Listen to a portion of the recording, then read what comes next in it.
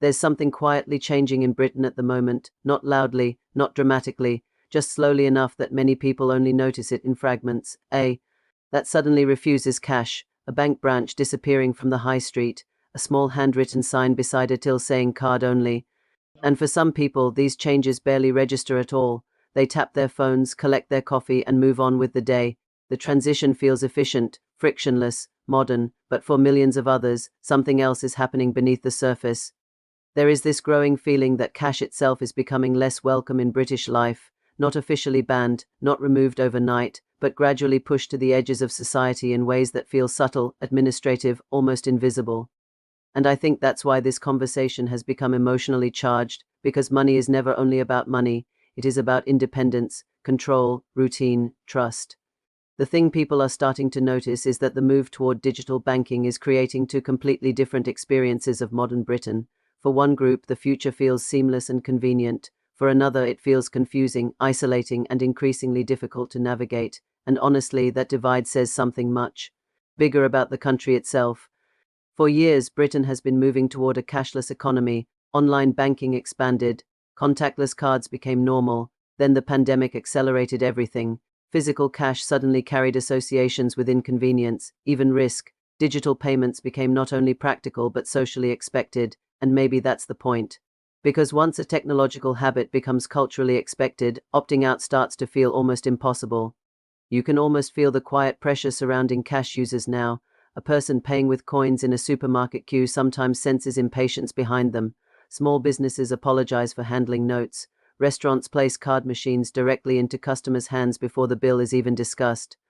None of this seems particularly dramatic in isolation, but together these moments create a broader emotional atmosphere, one where cash users increasingly feel like participants in an older version of society that everyone else has already left behind. What's interesting is that this issue cuts across generations in unexpected ways. Older people are often discussed first, and understandably so. Many pensioners still rely heavily on physical cash because it feels tangible and easier to manage. They trust what they can physically hold, budgeting through envelopes, purses, and weekly. Withdrawals provide structure, but it is not only pensioners. There are vulnerable people escaping financial abuse who rely on cash for privacy, people with learning difficulties who find digital banking overwhelming, rural communities where internet access remains unreliable, low-income households trying to avoid overdraft charges by using physical money to control spending. Cash, for many people, still represents security. And I keep coming back to how quickly parts of society seem willing to treat that preference as outdated rather than understandable. Because technological change often arrives wrapped in the language of inevitability, faster, smarter, more efficient. Banks argue digital systems reduce costs and improve convenience. Retailers say cash handling creates security risks and staffing pressures. Economists talk about innovation and modernization. Those arguments are not entirely wrong. Britain's banking infrastructure is changing partly because consumer behavior genuinely changed first. Millions of people voluntarily embraced digital payments because they made everyday life easier. A phone replaced a wallet. Transactions became almost invisible, and for many people, that convenience now feels indispensable. But public convenience can still produce private consequences, and the conversation seems to be shifting toward that uncomfortable reality now. Because when bank branches disappear from towns and villages, something more than architecture disappears with them. A branch is not simply a building where transactions happen. For many communities, especially older ones, it represents human reassurance, someone to ask questions, someone to explain a problem face to face, someone to trust. It's strange, because modern banking has become incredibly advanced technologically while often feeling emotionally colder at exactly the same time. People are increasingly directed toward apps, automated systems, online chatbots, and remote call centers. Efficiency improves, human contact declines. And maybe younger generations adapt more naturally to that shift because they grew up inside digital systems. But many older people experience it differently. They describe feeling left behind by services that once felt stable and familiar. That emotional experience matters politically. Because this story is not really just about cash, it is about whether ordinary people still feel accommodated by the pace of modern life. There is this wider atmosphere in Britain right now where many citizens already feel overwhelmed by constant transition. Energy systems change, public services move online, transport systems become app-based, government communication becomes digital first. Even healthcare appointments increasingly require internet access and technological confidence. So when cash starts quietly disappearing too, some people experience it not as progress but as another layer of disconnection, and honestly, you can understand both sides. There are people who genuinely cannot imagine returning to physical cash. Digital payments save time. Banking apps provide instant information. Fraud protections have improved. Carrying less cash can feel safer and more practical. Businesses operating on tight margins often argue card systems simplify accounting and reduce theft risks. Those perspectives deserve respect. But the emotional reality for cash users deserves equal attention, because for many people, physical money provides something digital systems struggle to replicate: visibility. You can hold it, count it, separate it, understand it instantly. There is reassurance in that physical relationship with money, especially during periods of economic uncertainty. And Britain is living through a period of uncertainty. Inflation changed household behavior dramatically.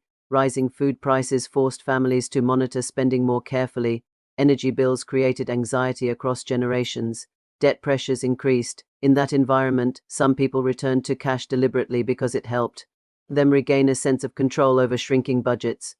The thing people are starting to notice is that the cash debate increasingly reflects a deeper question about power: who gets to define what modern participation looks like?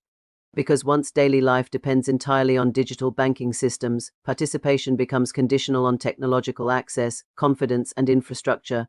A failed internet connection suddenly matters enormously. A frozen account becomes terrifying. A forgotten password can temporarily lock someone out of ordinary life itself. Cash never behaved that way. Cash worked during outages, during technical failures, during moments when systems broke down completely, and maybe that lingering reliability explains why many people feel emotionally protective toward it. Not nostalgic exactly, protective, because physical cash represents autonomy in a world increasingly shaped by invisible systems. People do not fully understand. You can almost feel the psychological discomfort this creates. Banking used to feel local and tangible. A branch manager knew your name. Transactions involved visible exchanges. Now money moves through abstract digital networks controlled by institutions that often feel distant and unreachable. Perhaps Britain eventually becomes almost entirely cashless and most people adapt comfortably. Perhaps public pressure forces stronger protections for physical banking services. Perhaps a hybrid system survives longer than expected because enough citizens continue valuing tangible money in an increasingly intangible world. But whatever happens next, the emotional undercurrent of this conversation feels important, because this is not simply about notes and coins. It is about whether people still feel visible inside systems changing faster than they can emotionally process. And right now, there is this growing sense that many do not. There is also a quieter cultural shift happening beneath all this that rarely receives much attention.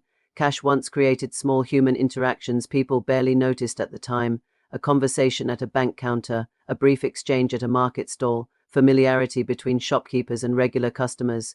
These moments were not profound individually, but together they formed part of the social rhythm of everyday British life. Digital payments reduce friction beautifully, but they also reduce interaction. And honestly, perhaps that sounds sentimental until you spend time in communities where loneliness already feels pervasive. For some elderly people, visiting a local branch was one of the few face-to-face interactions in an ordinary week. Removing those spaces changes more than financial behavior. It changes social texture. The thing people are starting to notice is that modernization often measures efficiency very precisely while measuring emotional loss very poorly. A branch closure can be justified economically on paper. A cashless business model can increase speed and reduce staffing pressure, but there are human consequences that never fully appear inside spreadsheets. And maybe this is why debates around cash provoke unusually emotional reactions. People sense that something familiar is slipping away, even if they struggle to describe exactly what it is. Not merely paper money, a feeling of tangibility, a slower, more human relationship with everyday transactions. And I think societies sometimes underestimate how psychologically important those familiar routines become during uncertain periods. When politics feels unstable and public trust feels fragile, people often cling more tightly to ordinary habits that provide reassurance. Cash still provides that reassurance for millions. Not because they reject technology completely, but because physical money reminds them they still possess direct control over some part of daily life. They can see it, hold it, save it quietly, use it without passwords, updates, signal failures, or corporate platforms mediating the experience. That simplicity carries emotional weight.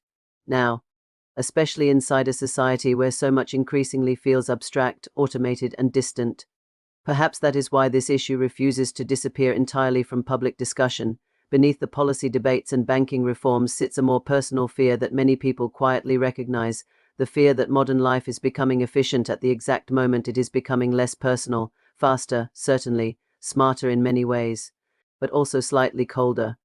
And maybe future generations will barely remember the emotional comfort cash once provided, or maybe they will rediscover its value precisely because so much of life now exists behind screens, passwords, and invisible systems they are simply expected to trust implicitly. For some people, that abstraction feels liberating. For others, it feels deeply unsettling. And I think politicians are beginning to recognize the sensitivity surrounding this issue. There are already debates about protecting access to cash services, preserving free withdrawal facilities, and preventing entire communities from becoming financially isolated.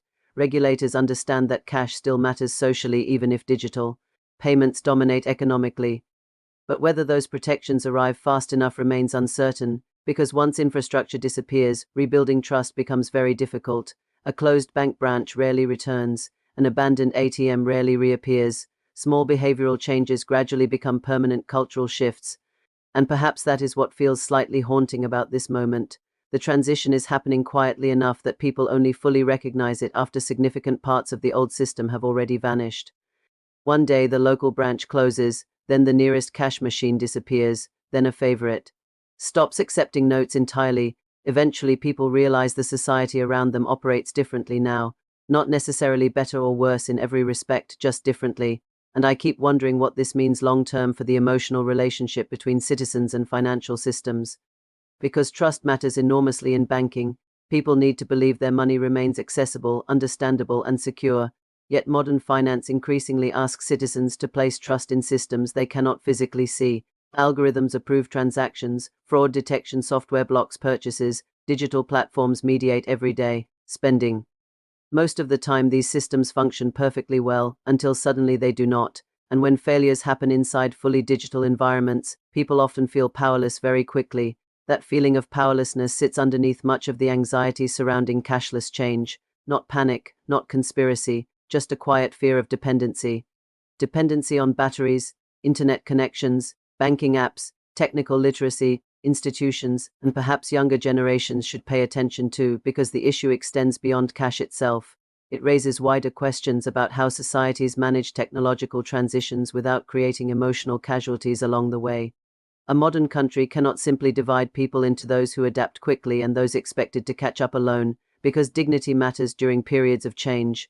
People need time, clarity, reassurance. They need systems designed around human behavior rather than purely economic efficiency. And maybe that is what this story ultimately reveals about Britain at the moment. The country is not only debating payment methods, it is debating what kind of society technological progress should create, one where convenience quietly replaces human connection, one where efficiency outweighs accessibility, or one where modernization still leaves space for people who move through the world differently. Nobody fully knows where this transition ends.